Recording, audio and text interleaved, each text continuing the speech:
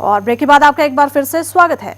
ऊना के super highway में निर्माण कंपनी द्वारा पुरानी पुलियों के ऊपर नई पुलियां बनाने से किसानों की सैकड़े कनाल फसलें बर्बाद हो गई है। प्रदेश में भारी बरसात के चलते इन पुलियों से पानी की निकासी सही न होने से किसानों को फसलों की बर्बादी देखनी पड़ रही है और इस समस्या को लेकर किसान खुले दरबार में संसदीय सचिव वीरेंद्र कंवर से मिले।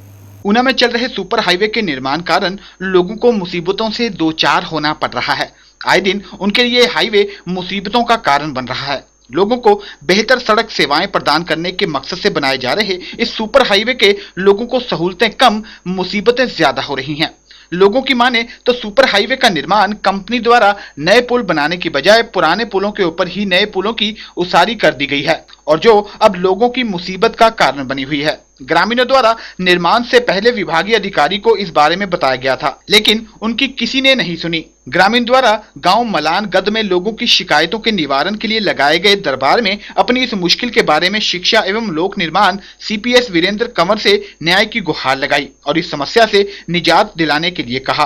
कृषि योग्य भूमि है, उपजाऊ भूमि करीब 40-45 कनाल के करीब, उसमें पानी घुसकर जो तबाही मचाता है और भयंकर रूप धारण करती है। जो बाढ़ आती है, इस नेशनल हाईवे जो बना है ये सारा ये बंद हो जाता है, घंटों बंद रहता है। जो है मेन पुली जो है वो छोटी होने के कारण हो रहा है, जो कि सीएमयू डिपार्टमेंट और सीएनसी के द्वारा पुराने पुलों के ऊपर मिट्टी डाल के जो वो इनको ऊंचा कर दिया गया, सारा इसी की वजह से हो रहा है। यहाँ पे पंगाना से लेके लठियाणी तक कोई भी नया पुल नहीं बना है।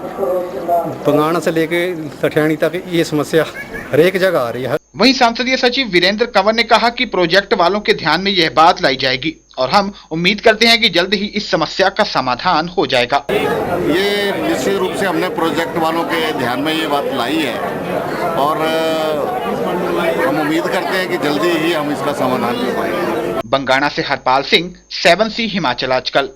चुनाव नजदीक आते ही प्रदेश भर के नेता अपने अपने क्षेत्र से टिकट पाने को लेकर कमर कस चुके हैं। देहरा विधानसभा क्षेत्र से भाजपा टिकटार्थी कृपाल परमार टिकट को लेकर चुनावी समीकरण की अपने पक्ष में करने के जुगाड़ फिट कर रहे हैं। वहीं दूसरी ओर देहरा विधानसभा मंडल से जुड़े नेता परमार की इस इच्छा पर पानी फेरते नजर आ रहे हैं।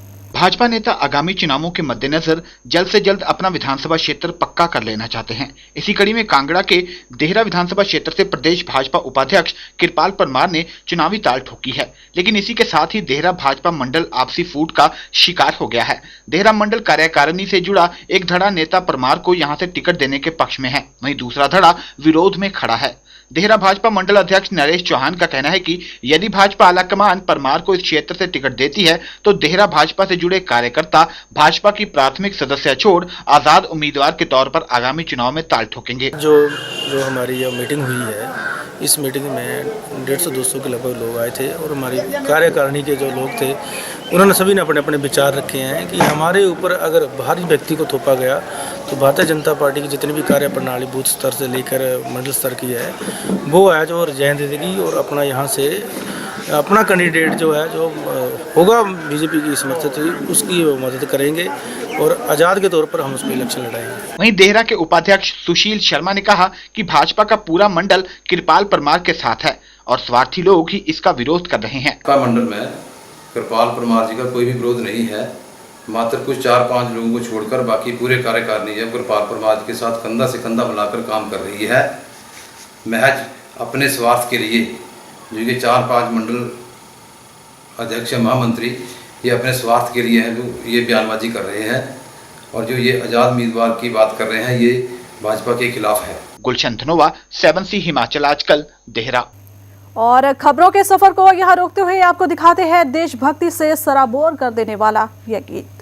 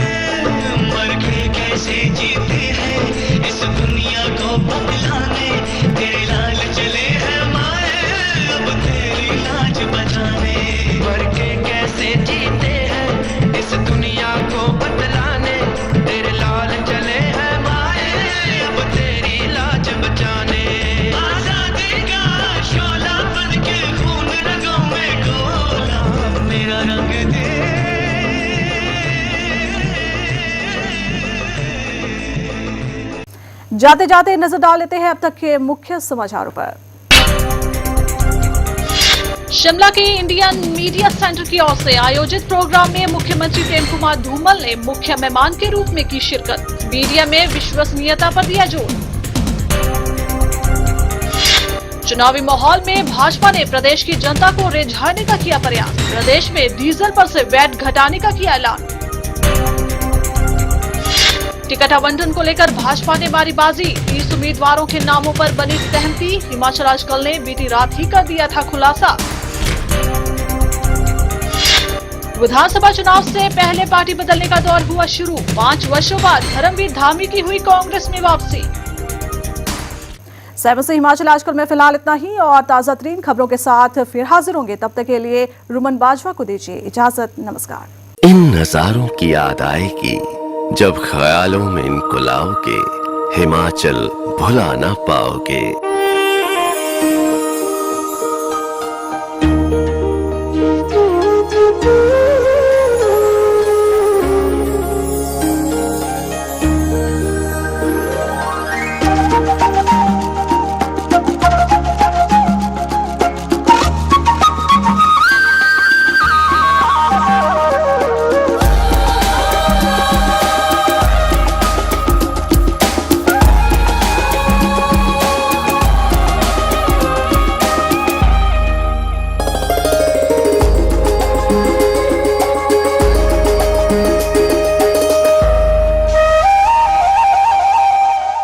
तुम मुझे यूं भुला न पाओगे। अनफॉरगेटेबल हिमाचल।